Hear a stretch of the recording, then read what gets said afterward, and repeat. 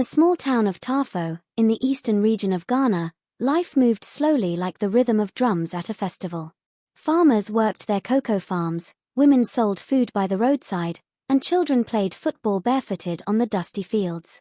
The people knew one another's names, and news traveled faster than harmattan wind. But in the center of this town, there was a young girl whose story carried both pain and wonder. Her name was Okyerewaa. Okyerewaa was not rich. She was the daughter of a widow who struggled to survive after the death of her husband. Every morning before the sun painted the sky, Okyerewaa tied her cloth tightly around her waist, lifted a wooden pan filled with steaming Kenkey, and walked to the roadside to sell. Her hands were young, but her eyes were old, for she had seen too many struggles too early in life. She called out with a voice that carried both hope and sadness. "Kenkey! Fresh Kenkey! Come and buy!" Drivers stopped. Farmers bought. Children with coins in their hands came to taste. This was how she and her mother survived. Some days were good, and they ate with joy. Some days were bad, and they went to bed with hunger. But Okyerewaa never complained. She believed life had a reason, and she believed God watched over her. Yet, there was something else about Okyerewaa, something that shocked the whole town. Every morning, when she counted her Kenkey balls, she set one aside. Not for a customer. Not for herself. But for a man no one else wanted to go near. He was known simply as the Mad Man. His hair was dirty and full of knots. His clothes were torn into rags. His face carried both anger and sorrow. Children mocked him by throwing stones. Women crossed the street when he walked by. Men insulted him and shouted, "Go away, useless man." But Okyerewaa never feared him. The first time she saw him, he was sitting near the old market shed. His eyes were wild, and he looked like someone who had forgotten his place in the world. His stomach growled with hunger, but no one cared. He begged for food, but people spat at him. Okyerewaa's heart broke. She could not pass him by. She reached into her pan, took a ball of Kenkey, and gave it to him. The madman looked at her, confused. Then, with shaky hands, he took the food and ate like a child who had not eaten in days. When he finished, he lifted his head and whispered with a voice that was both broken and gentle, "God bless you." That was the beginning. From that day, Okyerewaa made it her habit. No matter how many balls of Kenkey she had, one was always for him. The town people gossiped. They whispered in anger and disbelief. Why is she wasting food on a madman? Does she not fear he will hurt her? Maybe she is under some spell. Foolish girl. Instead of helping her poor mother, she is feeding a useless wanderer. But Okyerewaa's kindness was stronger than their gossip. Her mother, too, was worried. One evening she asked, "Okyerewaa, why do you keep feeding that madman? What if one day he hurts you?" Okyerewaa answered simply, "Mother, he is not an animal. He is a person. If no one cares for him, should I also turn away? If God gave me food, why should I deny him?" Her mother sighed deeply. She could not argue with such a heart. But what the people of Tafo did not know was that this madman was not just any man. Behind his dirty clothes and wild eyes was a story darker than night, a story of betrayal, greed, and pain. Long before he was called mad, his name was Kwabena. He was the only son of a wealthy cocoa farmer in Tafo. His father was known for his hard work, his honesty, and his generosity. He owned lands that stretched far, houses that shone in the sun, and cocoa that filled barns. He was respected in the whole region, and many envied him. But every man has enemies even in his own blood. Kwabena's father had brothers who were greedy. They wanted his wealth. They wanted his lands. But they knew as long as he lived, and as long as Kwabena was his heir, they would never taste that inheritance. So, one night, they planned evil. They poisoned the father slowly until his strong body became weak. People thought it was sickness.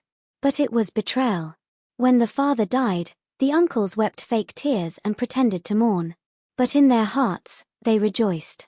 Kwabena, young and full of sorrow, tried to take his father's place. But the uncles were not done. They invited him to a feast, pretending to support him. In his drink, they mixed something deadly not to kill his body, but to break his mind. And it worked. After that night, Kwabena's mind shattered like a calabash thrown on stone. He spoke to shadows. He wandered without sense. He forgot his name. The proud heir became the shame of Tafo. The uncles smiled, for now the lands were theirs, the gold was theirs, and the only son was lost in madness. From riches to rags. From heir to beggar. From beloved son to town madman. Years passed. The people forgot his story. Children grew up only knowing him as the madman. But Okyerewaa, though she did not know his past, saw something different. When she gave him food, she noticed his eyes softened. Sometimes, he looked at her as if he remembered something. Sometimes, he whispered words from a world long forgotten, father, home, farm. But then he would shake his head and return to silence. Okyerewaa never mocked him. She never called him names. She washed his wounds when he was beaten by cruel boys. She gave him water when the sun was merciless. She even saved small coins to buy soap and clean his torn shirt. People laughed louder. Look at her, maybe she will marry the madman. She is wasting her youth on foolish kindness. Such a girl will never succeed in life. But Okyerewaa's heart was strong. She told herself, one day, God will show the truth about this man. And so, every day, as the sun rose and the town awoke, the Kenkey seller and the madman sat side by side, sharing food, silence, and something deeper that words could not explain. What began as simple compassion soon became a bond no gossip could break. Okyerewaa felt peace in his presence, though he spoke little. And the madman, though his mind was broken, felt warmth in her kindness. The town of Tafo did not understand. They only laughed. But destiny was watching. For love has strange roots. And in the soil of kindness, a story was about to grow, a story that would shock the town, shake the uncles, and remind the world that no one can bury the truth forever. In the town of Tafo, tongues never stopped wagging. From morning until night, the name on everyone's lips was Okyerewaa, the Kenkey seller who fed the madman. Men shook their heads in shame. Women whispered behind her back. Children laughed, singing, Okyerewaa and her husband, the madman. But Okyerewaa was not moved. She continued to share her food with him, wash his wounds, and speak to him gently as if he were her own brother. What others called foolishness, she called kindness. Then one Harmattan evening, when the dust was thick and the cold winds blew, the madman grew sick. His body trembled. His lips turned pale. He collapsed on the roadside, frightening even the children who once mocked him. People ran to Okyerewaa. Your husband, the madman, is dying, they shouted with mockery. But Okyerewaa did not listen to their cruel tone. She rushed to him, lifted his weak body, and carried him to the small church on the edge of town. All night she prayed. She cried, God, if he is truly lost, restore him. If he is truly meant for me, heal him. Her tears fell on the dusty floor like rain on dry land. At dawn, something strange happened. The madman opened his eyes. They were not wild as before. They were calm, steady, and filled with recognition. He sat up slowly, looked at Okyerewaa, and whispered with a clear voice. Okyerewaa, my friend. Her heart stopped. For the first time, he called her by name. She held his hand and asked softly, do you know me? He nodded weakly. You gave me food when no one cared. You saved me. Tears ran down her cheeks. She had prayed for a sign, and here it was. But more was to come. As days passed, his strength returned. The madness that had clouded his mind began to lift. His words grew clearer. His memories began to return. One evening, as they sat under the old neem tree, he spoke slowly, as if pulling words from the depth of his soul. My name is Kwabena. I was not always mad. I was once the only son of a rich cocoa farmer. My father loved me, but my uncles hated me. They poisoned him. They destroyed me. They took everything. That is how I became like this. Okyerewaa listened, her eyes wide with shock. She had always believed there was more to him than madness, but now she knew the truth. In the days that followed, Kwabena's story spread across Tafo like fire in the Harmattan. Elders gathered to confirm his words. Old servants remembered him. Women who once mocked him gasped in disbelief.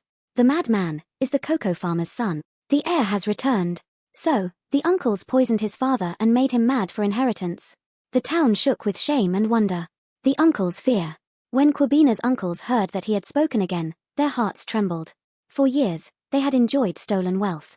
They lived in fine houses, ate rich food, and walked proudly. But now, their wickedness was uncovered. One uncle whispered in fear, if Kwabena is truly healed, the people will rise against us. Another added, "We must silence him again." But it was too late.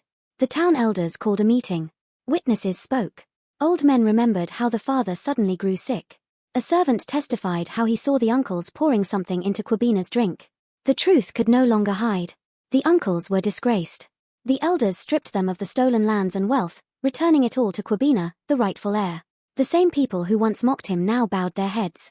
They said, "Forgive us, Kwabena, for calling you mad. We did not know." But Kwabena only lifted his eyes and said, "Do not thank me. Thank the girl who fed me when no one else would. Without her, I would still be lost." The love that shocked the town. After justice was done, the town waited for one more surprise. For though Kwabena was now restored as a wealthy heir, the question was, who would he choose as his wife? Some women who once laughed at him now dressed in their best clothes, hoping he would notice them. Families with daughters came to his house, offering their girls in marriage. But Kwabena's heart had already chosen. One morning, he walked through the town square with firm steps.